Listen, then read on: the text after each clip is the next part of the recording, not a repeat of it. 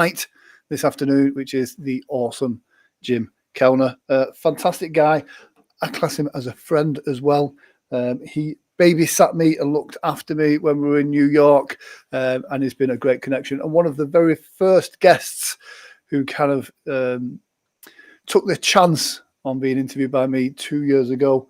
And it was an absolutely amazing experience. Since then, he's often sent me messages saying that he's seen that I wear a shirt and jackets for other guests, and for him, I just wore a t-shirt. And just for those of you that are not aware, I will embarrass Jim by showing you this. This was what the live stream looked like 2 years ago.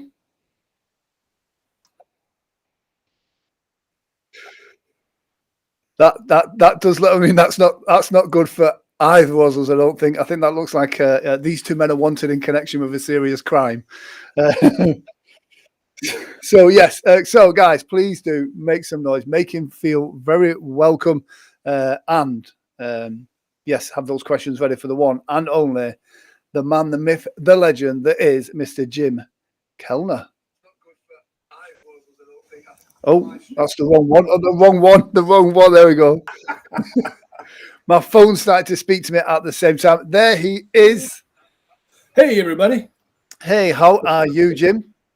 I'm doing great, man. That's funny. I can't believe I had the green screen. I don't know where I was when I had the green screen in the background there. And it was a terrible green screen too, because it was like it's like a portable one, because I travel all the time. So I was like, oh, it'll be great. I'll get this portable one, and it just sucked because I had to stand at like a specific spot, or it would show it was awful. It's one of those things that like at the beginning of the pandemic, I remember having to buy my first webcam for the stream because the quality of the inbuilt cameras was terrible. But at the beginning of the pandemic, the price of anything to do with streaming, going on Zoom, headphones, cameras, anything went absolutely through the roof. But yeah, there was a lot of money made from green screens and the likes and stuff like that. So yeah, Colin Chapman is here as well. Amazing hypnotist. Yes. Colin says, hold on.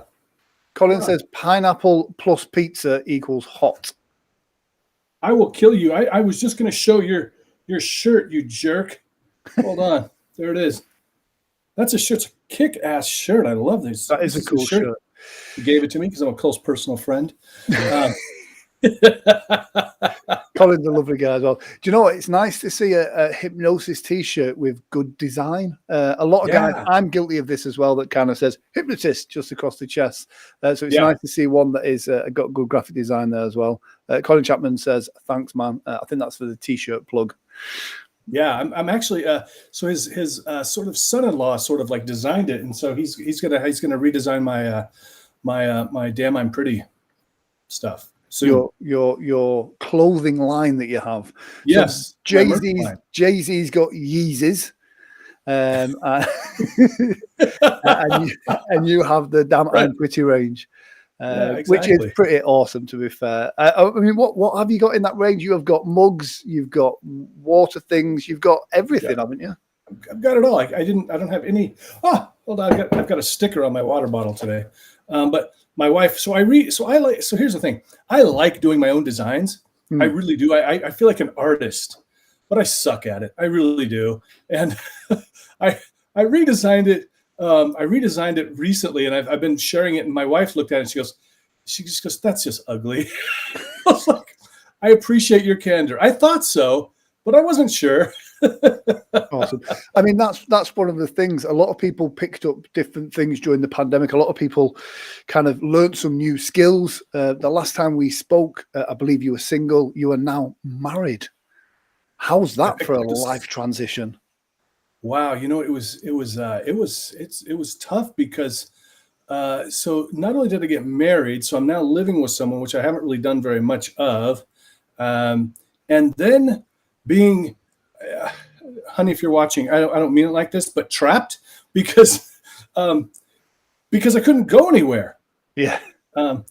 So really, I mean, I'm used to being on the road. I mean, at least once a month. Where I do shows around town, but then I go out of town for at least once a month. I mean, if not more, and then just stuck. There's no other way to say it. Just stuck.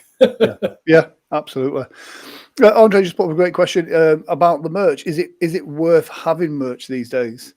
I know a lot of guys used to like road hogs used to have like boxes and boxes of T-shirts and caps in the back of the car when they're on the road.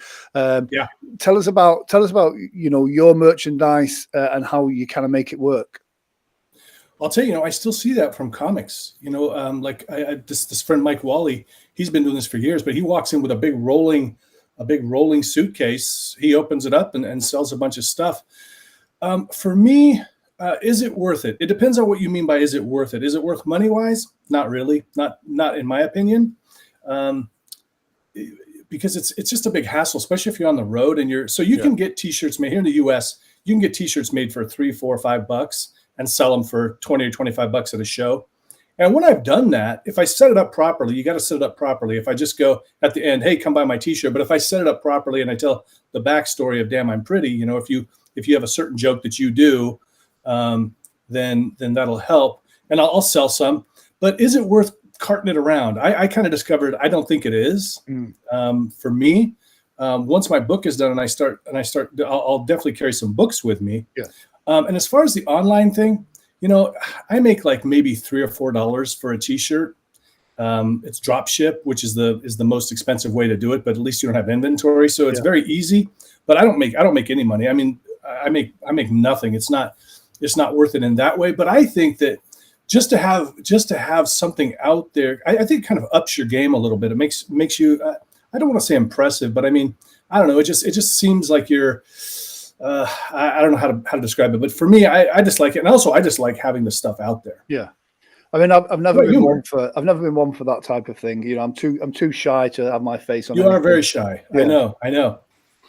How about for you? Is it worth it to have your face on your merch all over? you know what's really funny? We were joking here yesterday. I was in a bit of a meeting with someone, and I got these mugs made a couple of years ago for some of my agents, and I thought, for Christmas, I'll put in some Yorkshire tea, send it to the agents that I've not worked with for a while to kind of go, we've all struggled through pandemic, but it's nothing a cup of tea can't solve.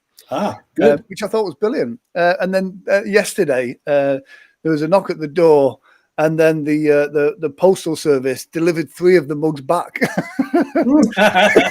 I'm like, oh well, fine, that's the most subtlest way of being canned by an agent ever.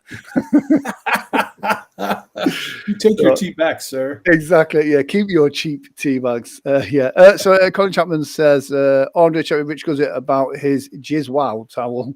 In addition to his, that's an interesting towel. Yeah, I'm afraid to Google that. Yes. Yeah. Andre, 5 doors apart. Smart I highly guy, recommend it. That is great wedding advice. That. Brilliant. So, I mean, last time we spoke, it was pretty much the beginning of the pandemic. We never kind of realized it would last as long as it has. And just as we're getting to the end of the pandemic and things are starting to open up, it looks like we're about to go into a third world war with Russia. Right. So I think it's every time I have you on as a guest, there is a massive catastrophe around the world. Tell us about your COVID shows. I know you've been doing a couple of shows out of COVID, and what have you learned during COVID? What have you done differently? You've just mentioned then about your book that you've got coming out shortly. Tell us about all this. I feel like, so it's kind of funny. So I didn't do a show for, what was it? A year? I think my first show was like about a year and a half. Took like a year and a half between shows. And that first show I did, man, it was rough. It was rough. And I should have rehearsed more, should have done, I mean, all kinds of things I should have done. And it was rough, but kind of back in gear now, I think. But it's really interesting because, everything had shut down for a while, but then last year, I don't know do you guys do a lot of graduation night parties? Very little. The whole prom thing, graduation, or the closest we have to that is like freshers' fair for universities, but a lot of that has slowed right down now because of the political correctness stuff. Oh yeah. I mean, I used to, like, freshers used to be, it was an amazing season. You could be doing 2 or 3 universities a week. Now I think I do 3 shows a year for the universities. Yeah. So it was, we have a lot. So it depends on the area. Like Phoenix, I don't do a lot of graduation parties, but in Washington, certain parts of the Midwest, hypnosis shows are very popular. We'll sometimes do two or three in a night. I mean, Wow. one or two in a night, sometimes three. And they're, there's during this certain period of time. So in the United States, hey, Natasha, for a lot of us, I mean, I've only started doing grad shows, a lot of them in the past year or two, but I mean, they can make your whole year. And so it was funny because like last year at about May, I think it was, all of a sudden Washington opened up, Washington State. And man, I was getting calls left and right. It was just like, wow. Yes, Richard, I have. Thank you for asking. Thanks for noticing. Damn, I'm pretty. Yay. And so it was crazy. And then slowly now, everything's just been opening back up, and I've gone through periods where it was really busy. But the scary thing is, or the funny thing is like, so with Washington State, there's a lot of mandates. You have to have still indoor masks are required. Vaccine, you have to show proof of vaccine to go into a restaurant or a venue. I have to show, send proof of vaccination for a lot of shows that I do in Washington. Wow. Arizona, nothing. I mean, it's the Wild West here. So I don't think they've had a mask mandate for a year, and there's no vaccination requirements. So the great thing is, because I already had, for some reason, I don't know how this all works, because I'm not a good SEO website kind of guy, but because I lived here for a couple of years, somehow it worked out that I get a lot of jobs in Arizona, which is really fortunate. So I have to keep flying down to Arizona where it's nice and sunny, bummer, and do shows. So I've got nothing in Seattle, like maybe, once every month or two. But Phoenix, I'm here like once a month or more. Nice. I remember, I do remember speaking to you. I think it's when you were in New York, because you're in Seattle now, aren't you? Mm-hmm. And I think you were looking at moving to a warmer part of the US. I was, and I keep kind of dipping my toe into that. That was the other thing so my wife, her daughter goes to University of Washington. So we kind of have to stick around till she graduates, which she graduates this year. And so they both said they want to go someplace warm too. So, we're looking at California or Arizona, or crazy as it sounds, Texas, because Texas is dirt cheap. It's crazy. I mean, It's Texas. No offense, Texas, but I mean, it's just dirt cheap. Fantastic. Now, this will be the first year that all the conferences are happening again. I see you're back at Hypno Thoughts Live for the HTLX. I see how they're naming them now like the iPhones. Right, exactly. Yeah. So you're doing you're doing a pre-show training on how to be a badass. Yes, exactly. So I started doing street hypnosis a few years ago, and even though I'd been a stage hypnotist for a long time, it was still scary, really scary to do street hypnosis. And there was this point, I remember it was funny. I was in a forum one time, so used to be, I don't know about you, Grant, but you're more of a badass than me, so I'm sure you didn't have a problem with this. But people would ask me, they would go, you meet somebody at a party or something, they go, "Oh, you're a hypnotist? Can you hypnotize me right now?" And I would always go, "Oh, this isn't the right environment for you. You got to either come and sit in a chair for my hypnotherapy, or you got to come in and you got to be on stage for that kind of a thing." And then I was reading in one of the forums, somebody had asked something about that in the Facebook groups, and Richard Nongard said, "Why would you pass up that opportunity to wow someone?" And I was like, yeah. And so ever since then, every time somebody asks me, I'll do something with them. And so I've learned a lot of street hypnosis, and it just makes me feel like a badass every time. It's even more of a badass than doing a show sometimes. And there's so many, it's so funny. It gets to these hypnotherapists that will come out, out to the street. They'll I just want to watch. I'll plan an event. I just want to watch. And every single one of them, though, that actually goes through and does it and tries it, they're always happy they did. It's just that fear, like, oh, what if they don't get hypnotized? Who cares if they don't get hypnotized? They're not paying you. You're not. There's a certain learning that happens by doing. You know, you Yeah, can read exactly. all the books in the world, you can go on all the courses in the world, and you kind of go, oh yeah, I know how that works now. But you've got to go out there and just do it. Just a quick couple of Yeah. things as well. Natasha Stanley Yeah. says she feels like stage versus therapy is East Coast versus West. The stage guys in California and the therapists are in Florida. And Colin has a great question. We'll break down and ask a serious question. What is it you do to make the mask shows work? Not seeing faces breaks rapport and keeps the audience from seeing volunteers' reactions. That's a great question. I know when I've done shows with masks, I got myself one of those like perspex screen things, which was really awkward for me because I'd peeled the film off it. I've started to do the show, and then afterwards I've realised that there's film inside it as well. So that blurriness that I had was, yeah, exactly that. So, but I found that you just couldn't get the same type of reaction from volunteers when everyone was masked up. What about you? I mean, same thing. And I would tell clients that, you know, when they'd ask about it, say, you know, I mean, you just have to know that it's not going to be the same. It's going to be different. And I'll tell you, the worst show was one where it was socially distanced and it was masked. And only about a quarter of the people showed up that they thought were going to show up. They thought there was going to be 100 people. There was 25. And you look out, and there's these little groups of folding chairs out in front of you. It's like there's 3 here, and there's 4 here, and there's 2 here, and then everybody on stage is masked, and they're like 4 feet apart. And it was so painful. It was so painful to do. But you know, the thing is, when they wear masks, it's not as fun. But you just have to do what you do. I had the same problem, you know, Grant, with the damn face shield. There's two sets of film, and at first I didn't even know about that one layer, and I put this thing on and go, I can't see anything. How am I supposed to use this? And then I kind of figured it out, and I didn't figure out the second part for a long time. So. Yeah. It's nice to see some. We got Jeff Bennick here as well. Roy Miller is in the house as well. So yeah, it's great. I mean, it was weird because a client of mine that booked me for a show, kind of deep thing, has kind of gone, can you do a socially distanced, COVID friendly show?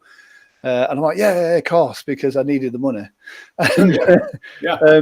And they almost billed it like that as a bit of a joke. And it was the Grant Saunders family friendly, socially distanced, COVID friendly, some show. And it was quite funny at the time. But I remember, like, you just had to work so much harder to get them animated, and the audience would politely applaud. Right. And at the end of it, I thought, I'm not doing any more shows like this. But then that fee runs out. Right, exactly. So like, one. Sure, we'll try. Yeah, exactly. Luckily here in the UK, things are back to normal-ish now. Quite strange how much back to normal they are now. All it took was for our Prime Minister to be caught at a party. And then as a deflection, he's kind of gone, all restrictions are lifted. Wow, amazing. What happened to the killer virus? It's no longer a killer virus, so that's amazing. All the science, huh? Oh, science, schmience. Right. So yeah, I mean, what conferences are you going to be at this year? Oh yeah, before I do that, let me just I just want to address what Natasha said. She said that I'm not sure why she thinks that about the stage guys are in Washington or in the West Coast, and then stage, and then the stage. You know, I mean, you've got Rich Guzzi, I think, lives in Florida, right, or somewhere down there. Richard Barker's in Florida. There's a number. Eric Kahn, I think he's in Florida too. So there's a lot of great stage hypnotists down in that area. Oh, this is awesome. This is such a great question. Yeah. Can I answer that before we go on to the? Of course, yeah. Andre, it's so funny. Somehow, I don't know how, but I have gotten connected in the Jewish community. And I say connected, I mean, I've done like half a dozen shows for people in the Jewish community. And it just sort of happened. I worked with this one organization with kids with disabilities, and oh Lord, that was a fun show. Those kids are so precious. And then I got hired to do like this summer camp with all these kids that are anywhere from like 6 years old up to like 18. And, I found it pretty much the same as far as, there was, I could make some jokes about the Torah instead of the Bible, but I don't do a lot of Bible jokes anyway. But but I'll tell you, I just got hired for one that is they want to do it on a Saturday, so they have to have the least amount of technology possible. Have you done those? Yeah, I got offered one a couple of years ago, and it was like, so I'm like, how many people are like? Oh, there's like 250 people. I went, yeah, not a problem. And they've gone, one condition though, you're not allowed to use anything electrical. So I'm like, well, how, I'm like, have you got someone there with like an acoustic guitar that can do some musical accompaniment? And like, oh yeah, I think we can sort that. But even like the lighting, everything, and it just became really complicated in the end. And so I ended up doing something else with them for not as big a group. But I've not got the projection to do 250 people without a microphone. So I'm kind of like, but I'm not Jewish. Am I okay to just, if I plug my stuff into the wall? And they're like, no. So I'm like, well, there's your answer then. So it is very interesting of working with different groups like that. What did you do? How did you get around it?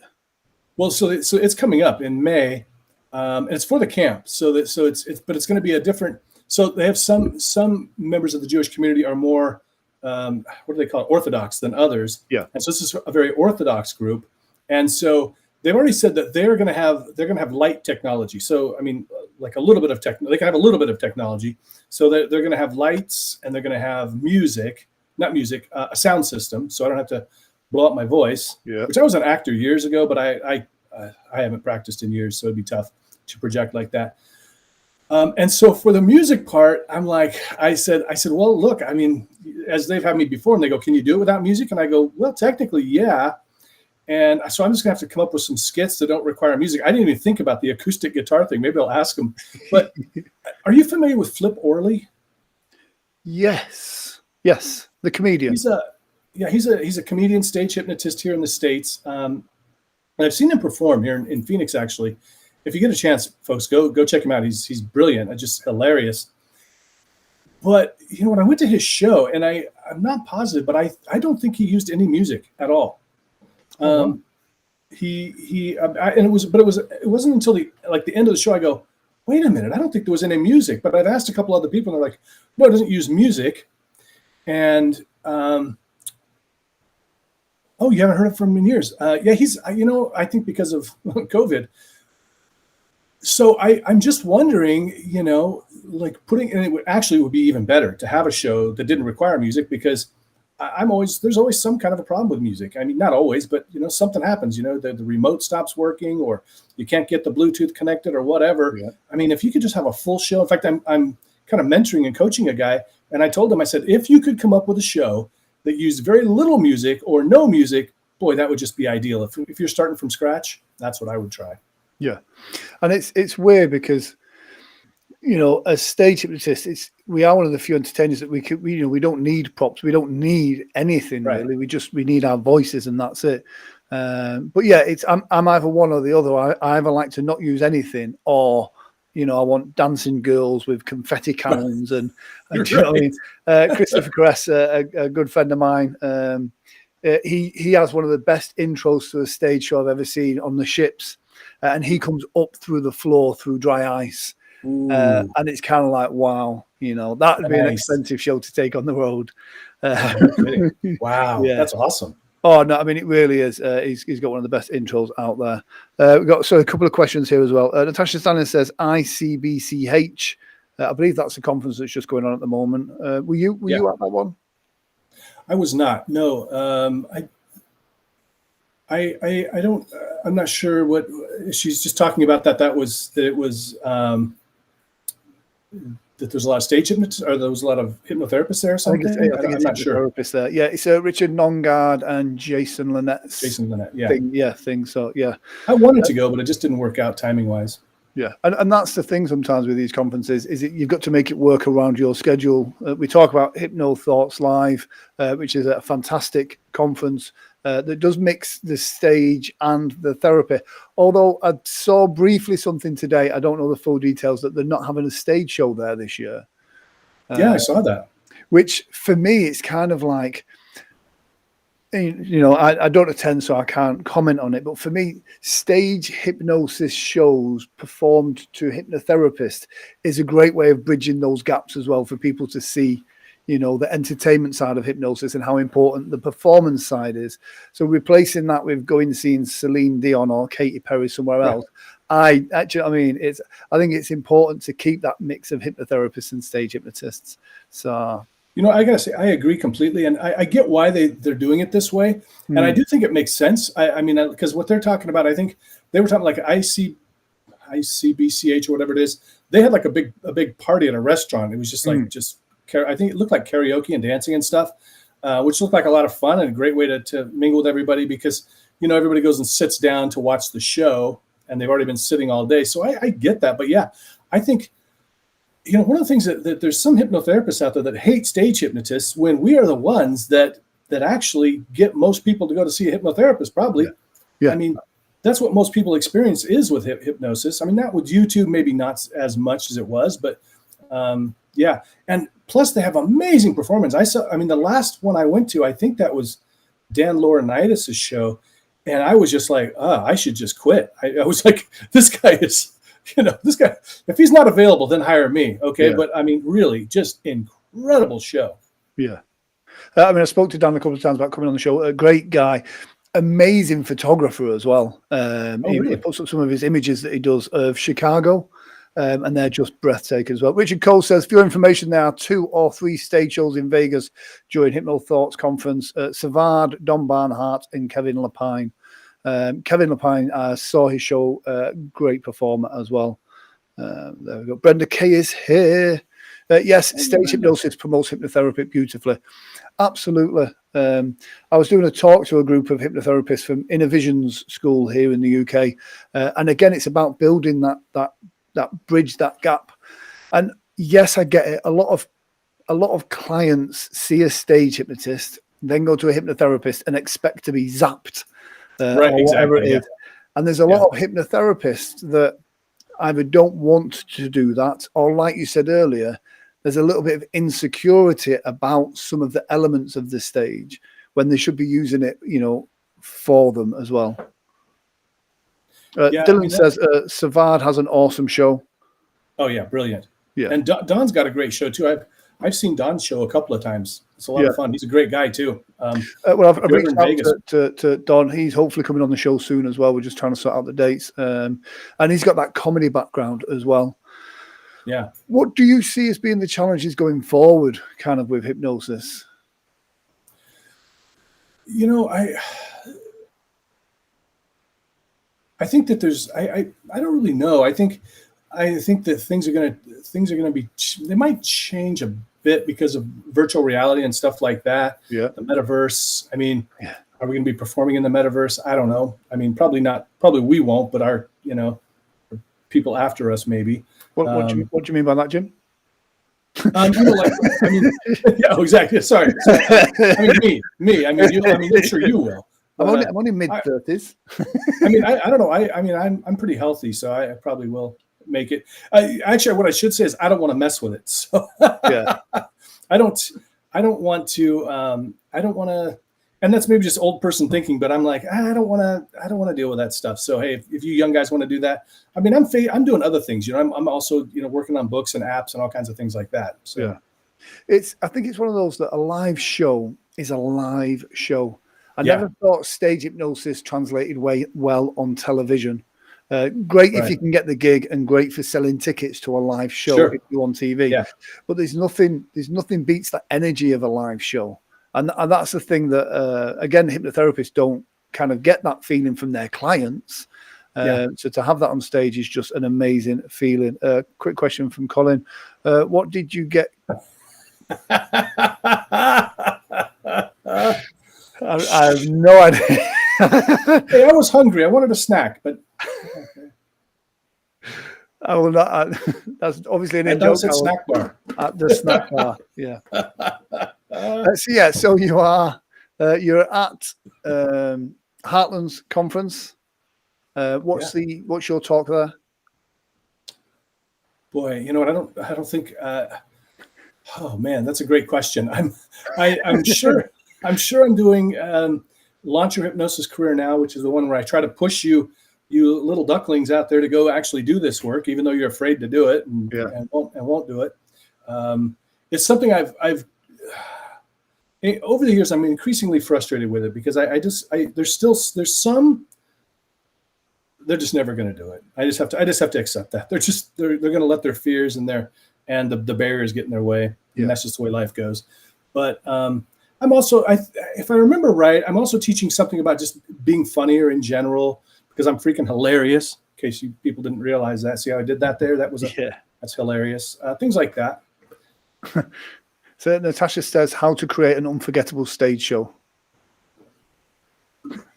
Beats me. What do you got on that, Grant? Oh, well. Andre says, watch. So it's a couple of things from Andre as well. He kind of says when he learned stage hypnosis, it made him a better hypnotherapist. I agree with that. I think it's an element that is part of the hypnosis learning. Andre says, what's your favorite routine? Well, my favorite is when I make a guy, it always has to be a guy, stand up and shout, damn, I'm pretty every time I say my name. So I'll tell you. So one of the things that I do, if you're thinking about so unforgettable, I'm going to share my little secret. I started doing this actually back in doing stand up, but a lot of people will have a routine where whenever I say hypnosis, or the city that they're in, whenever I say London, you do this. Why not use your own name? Because then they're going to hear your name half a dozen times or more during the show. There's a better chance they're going to remember it. That's my whole thing. Yeah. So what I do is, my favorite routine is I take, some guy, especially if he looks shy and timid and all that kind of stuff. And hey, every time I say my name, Kellner, you stand up and shout, damn, I'm pretty. And it's really hilarious. Yeah. Yeah. Now, do you have that running throughout the whole show? Because I love the callbacks. I love when you you fire a suggestion, it's triggered, it happens, the audience responds, and then you almost leave it till people forget about it. And then later on, maybe a skit later on or a skit after that, fire it again, and then something happens, and it just I think it gets funnier the more the audience forget about it. Yeah. What I started doing too, and I don't know why I never realized it before, but what I started doing when I remember, but about for this last year, what I do is I'll do that, and then I will take, so at the end, so all suggestions are removed except that one. You're still for the next 10 minutes. Every time I say my name, you stand up and shout, damn, I'm pretty. So then they go back to the audience and I go, hey, thanks a lot, everybody. I'm Jim Kellner. And this guy stands up, damn, I'm pretty. Good night. Yeah, it's a great cap. It's always, for me, it's always more profound for the audience when the hypnosis happens in and amongst them. Audrey says, why not damn you're pretty? Well, I'll tell you, it actually started because it was actually kind of an affirmation for myself. When I was doing stand-up comedy, I weighed 270 pounds. I was still bald then, kind of an older guy, didn't feel all that pretty. And I just said it on stage one time. It just kind of came up. I had a roommate like 20 years before that we were going out for drinks one night or something. And he just he goes like this and goes, damn, I'm pretty. And he was not pretty. And I was like, dude, whatever. Yeah. Oh, that's great. That's a great one, Brenda. Yeah. And so I just said it on stage, and then I found out people laughed because it was funny. I'm not Brad Pitt. They think it's funny. And I kept saying it over and over again. And by God, people, I started feeling handsome. And then it was weird, like years later, like people would comment how attractive I was. And for my whole life, I had very low self-esteem. I never thought I was good looking.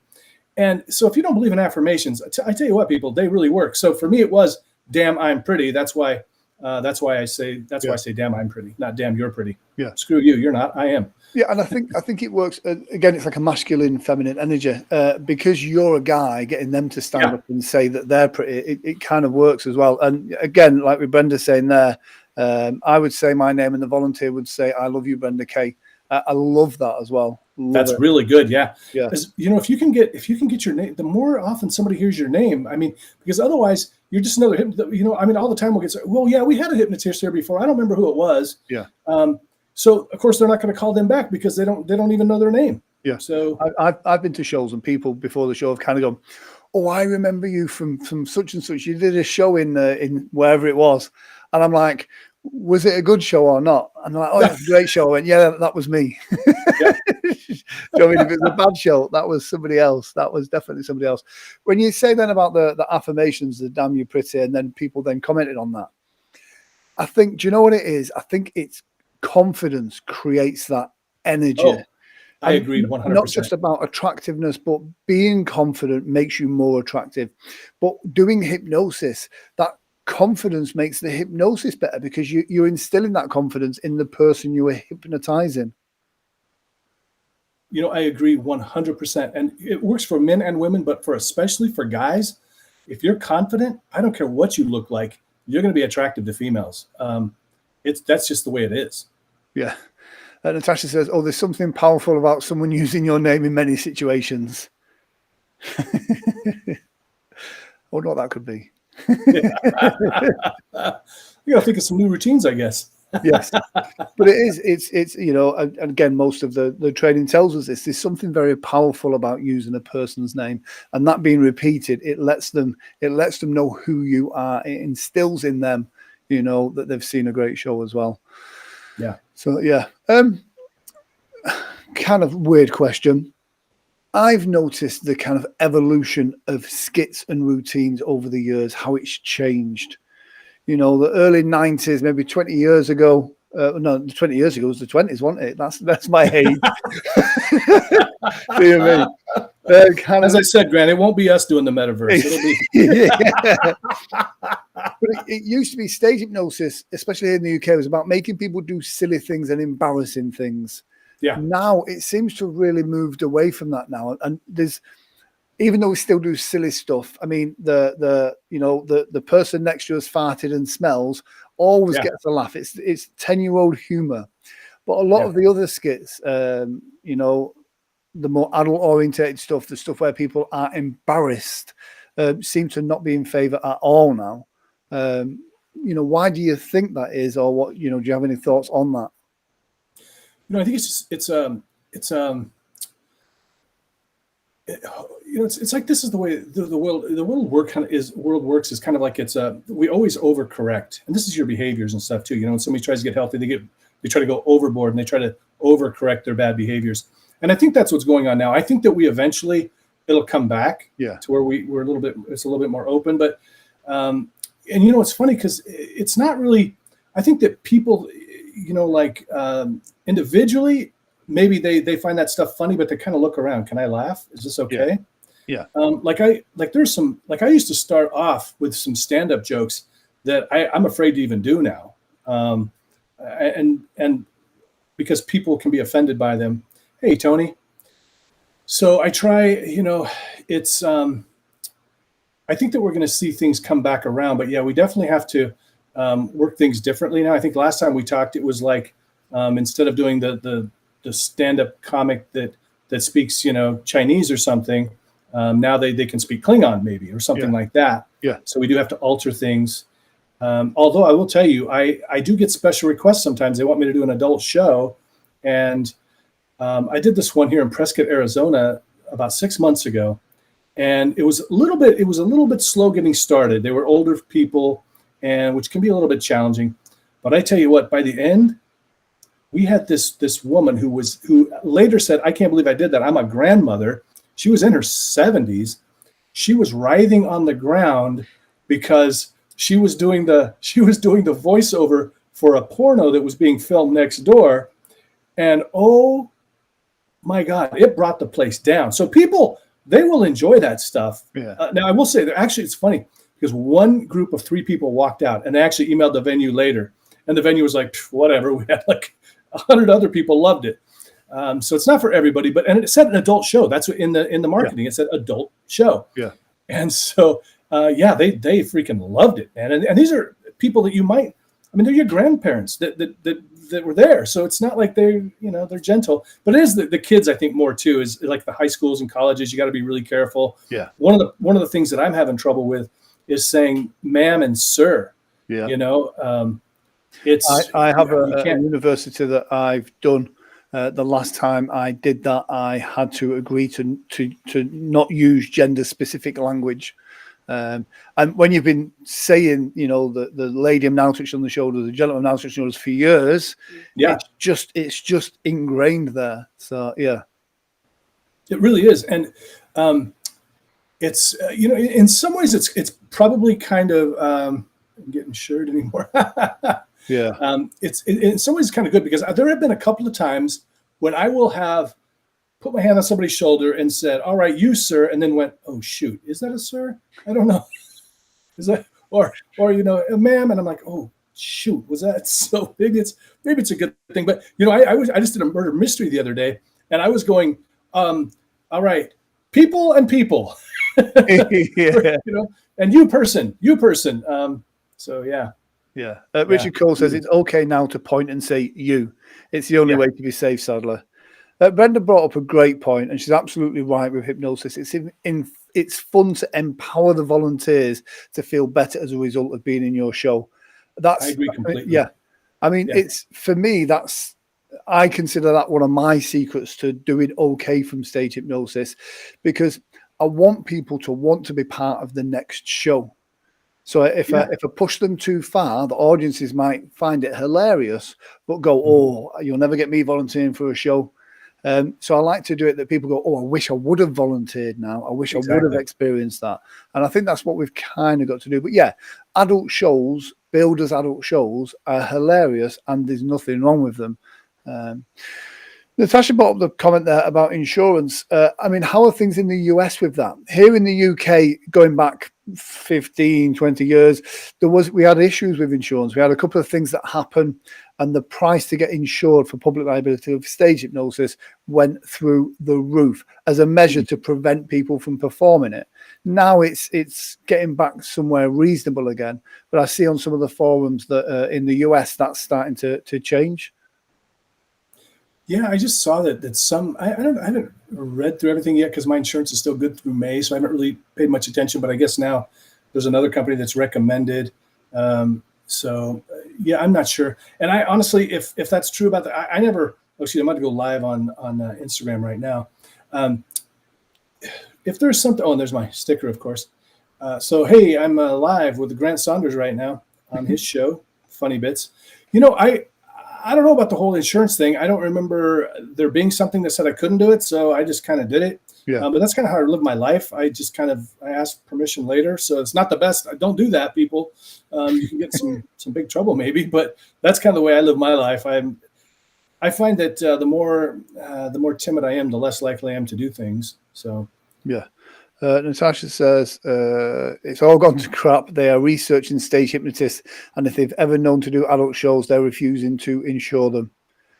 See, I mean, that's the problem with what we do, because it's so unique. And if something out of the ordinary happens, it's easy for that person to go, "Oh, the reason why I did that, the reason why I got caught speeding in my car is because I went to a stage hypnosis show tonight and was given extra confidence." So it's so easy for us to have the finger pointed at us. It's very difficult to prove that as a liability, but insurance companies don't like things that are difficult to prove, because that means very expensive court time. So it is such a shame, because the medium of hypnosis as a form of entertainment for performing, I think is, I'm biased, but I think is one of the best forms of entertainment. There's nothing funnier than seeing someone you know doing something silly. You know, and that's the thing. That's what I try to Jim, use the word in your live chat. Go. Aluminum siding. So I love the aluminum siding on Richard Cole's house. No idea what he's talking about. Anyway, see, that's the weird thing. So we call that aluminium. Of course, yeah. Yeah. Oh, right. I was going to talk with my British accent today. Yeah. So aluminum. Aluminum. Aluminium. Else. There's some other word you guys say that throws me off completely. It's something to do with archaeology, but I don't know what it is now. Archaeology. Yeah, something. Anyway, you guys are experts at archaeology, aren't you? You have all the stuff in your museum. We are experts in English. I would just Well said, sir. Well said.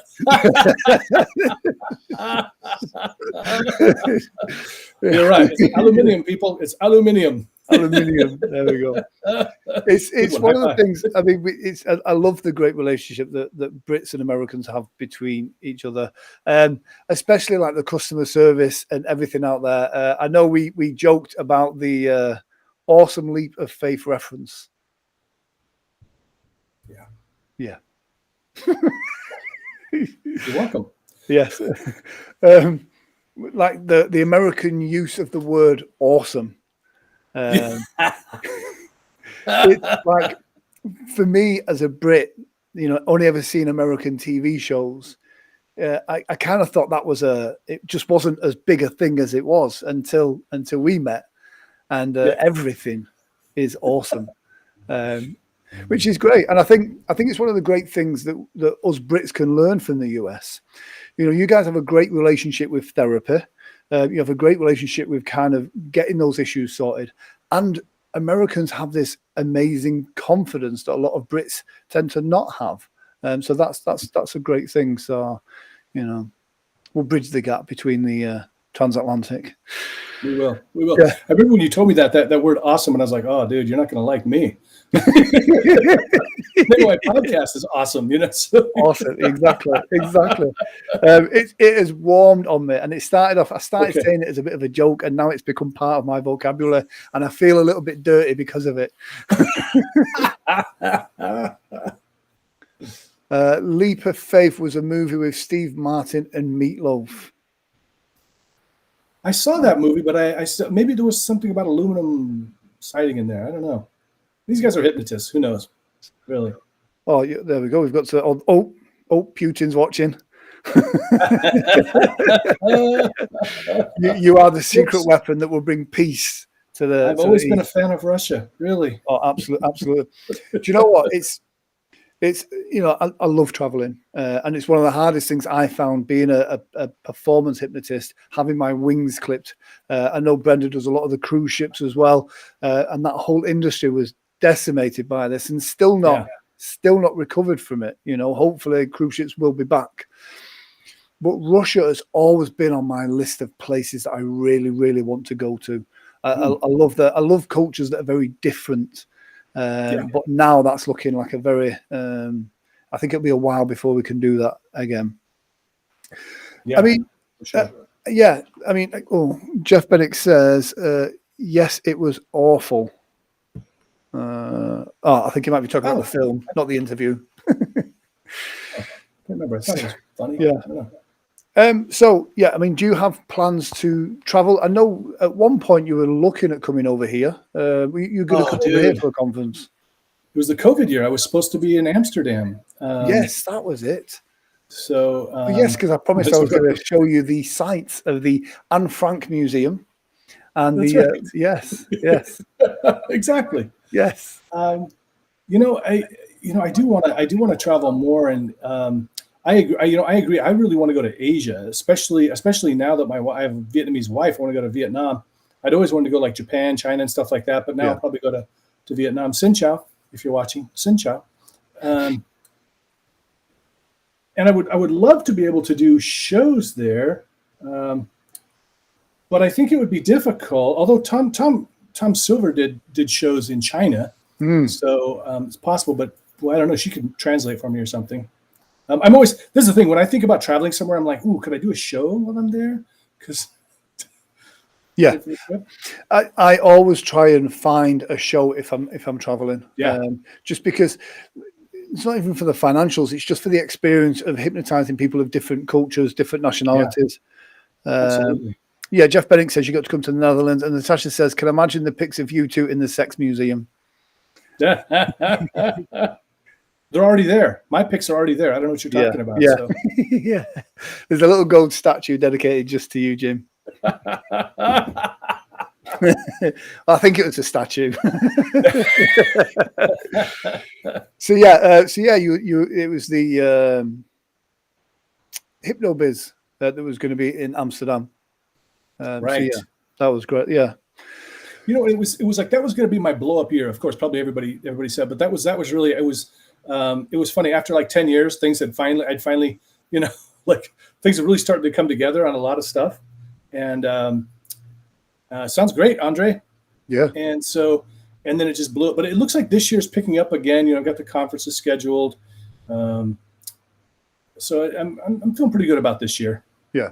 I think we've just got to get out there and do it. We've got to be seen on stage performing and people enjoying shows. We've got to be at conferences with delegates sat in the audience having a good time and learning some stuff.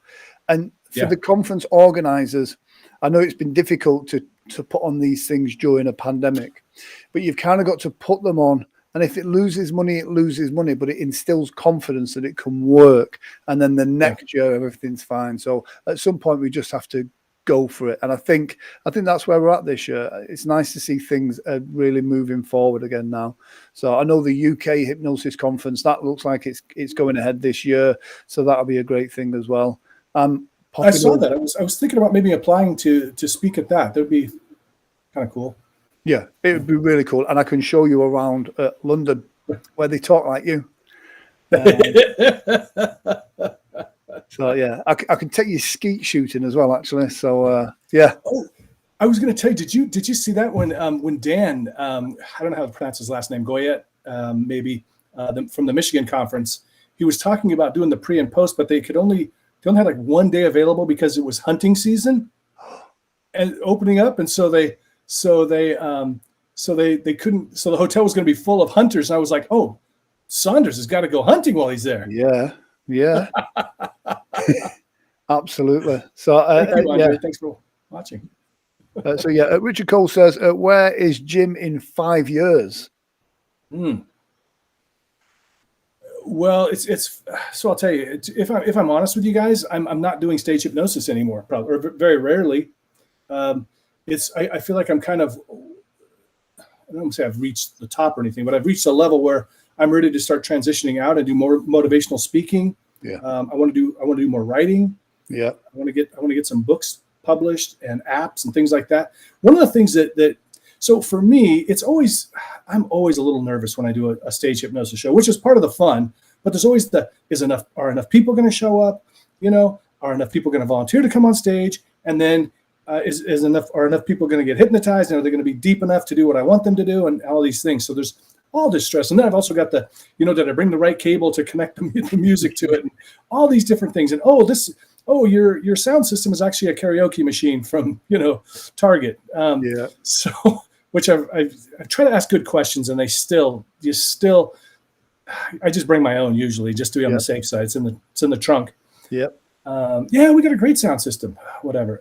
So for me, it's very stressful, but also this pandemic has taught me. I thought I was diverse. I thought, look, I'm doing schools, I'm doing corporate events, I'm doing bars. So, if whatever happens, I've got something. And then nothing. Who could have imagined that all live entertainment would just be boom, gone? And I always prided myself on just being a performer. That hypnotherapy stuff. Not interested in that. Who wants to listen to fat middle-aged women wanting to lose weight but still eat chocolate for an hour? And for the fee, no, thank you. I'm a performer. And then literally I'm like, well, that will teach you, Grant, for being cocky. Yeah. That really saved my bacon, so to speak. Hypnotherapy. Yeah. And I'll agree. It's hypnotherapy for me kind of is on one-on-one. It got to be pretty boring. And so unless it's something, so I do more products now. I'm trying to launch more products because, and I worked in a clinic for years where I just sat and listened to people all day long, and it gets kind of old. It gets kind of boring. And I like to be outside of an office, and I just have a lot of other interests. One of the great things now is that, I used to work with almost all weight loss and all smoking, but now I get crazy stuff. I get somebody who wants to be a better horseback rider. They compete. I've got somebody that sleep eats.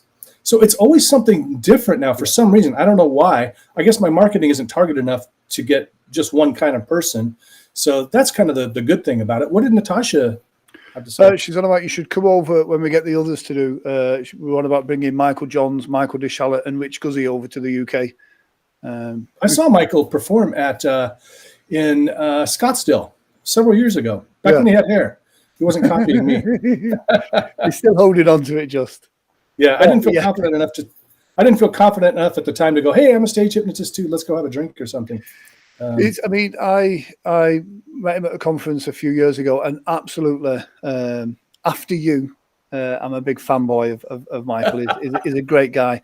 For my birthday, he wrote a skit for me, thanks to Natasha, which was, for me, it was a great honor to kind of have that skit. So I'm working on that to make it work. So, yeah. Right. You mentioned it about products. It's one of those, I always struggled for years doing products because I do stuff by the seat of my pants. I'm a blagger. So for me to put pen to paper, create a product, market it, and put it out there felt very permanent to me. Any advice you would give me on kind of overcoming that? Well, so I want to tell you, and this isn't the best strategy, and I'll tell you, you know what? I forgot to bring my charger on this trip. So if my computer dies, yes, please forgive me. I didn't think it would use up this much energy. I should have went on my phone.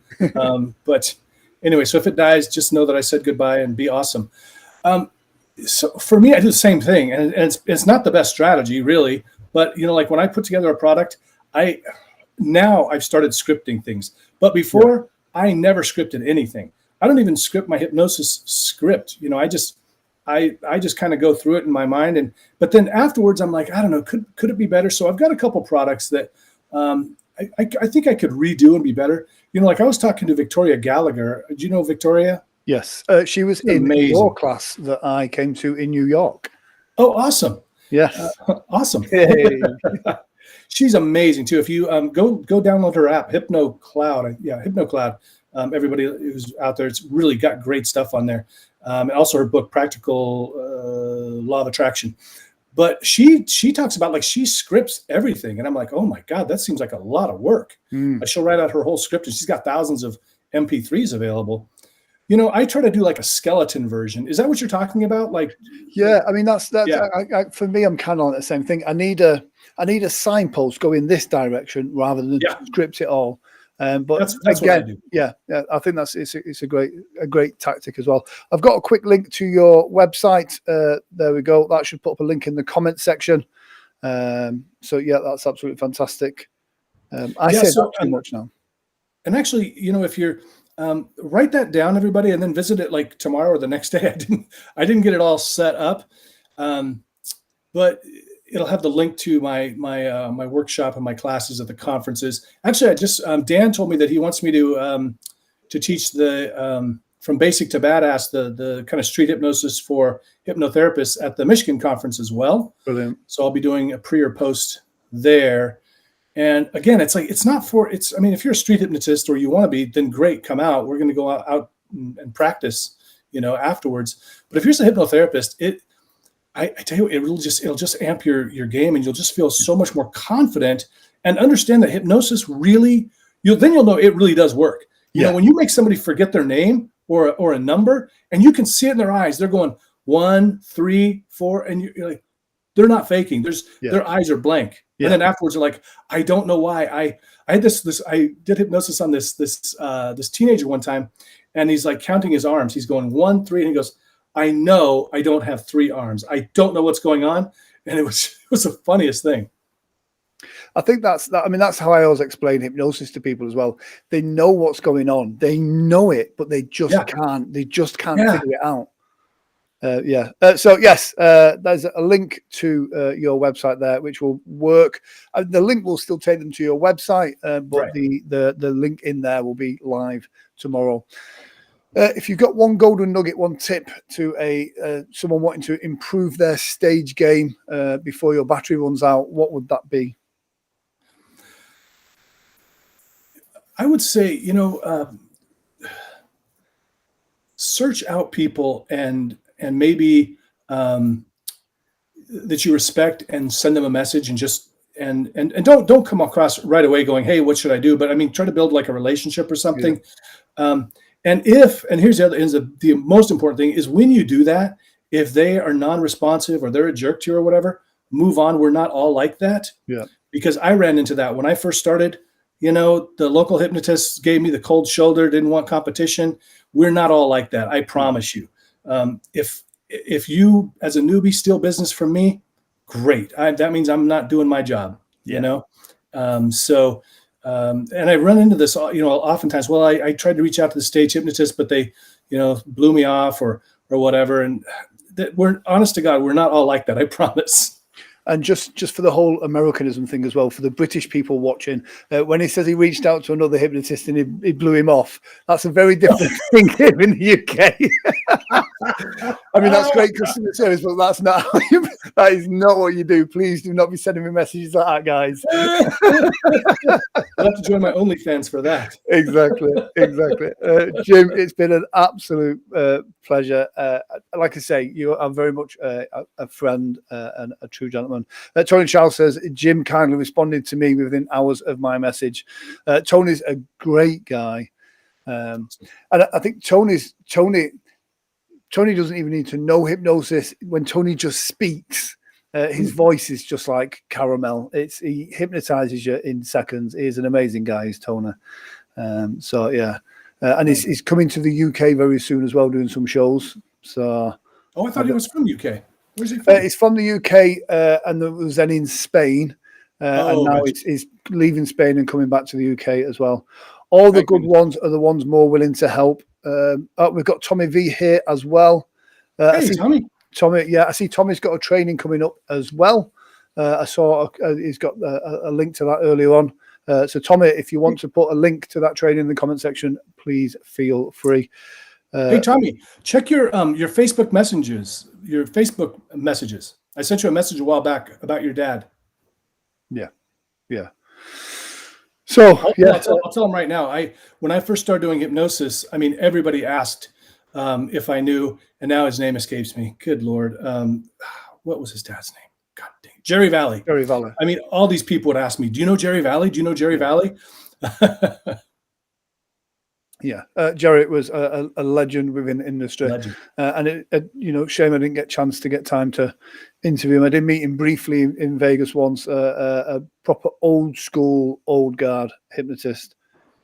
There we go. I wish I would have sent him a message. Way back before he passed away. I should have. Yeah. I wish I'd have sent him a message and said, "Hey, just so you know, people, Absolutely. They remember you." Yeah, brilliant, Jim. It's been an absolute pleasure. When does the book come out? Last year. Do you know what? It's what everyone said at the beginning of the pandemic. I thought, I've now actually got time. I can write the book. Yeah. Right. And I didn't. I got into live streaming instead, so I ended up just buying cameras and stuff. I love what you're doing too, because you're doing your Sunday sessions and you're doing this too. So I mean, it's really awesome. I've listened to some of your Sunday sessions. Oh, thank you. Feel good hypnosis. I love it. It's weirdly, I'm a bit of an addict. So every time I do something, I have to go full on into it. I'll just show you a quick behind the scenes of what it looks like now. It started off just as a laptop. That's behind the scenes now. God. Wow. Yeah, it's become a bit of a production. Wow. So yeah. And do you use your Canon for the web? Yeah. I use because you got the M50 as well, haven't you? Yeah. Do you use the Canon Utilities software? No. See, if you plug it, if you download the Canon Utilities software, it means you can come straight out of the output of the camera, not the HDMI, out of the USB, straight into your laptop or your computer, and then it recognizes it as a webcam.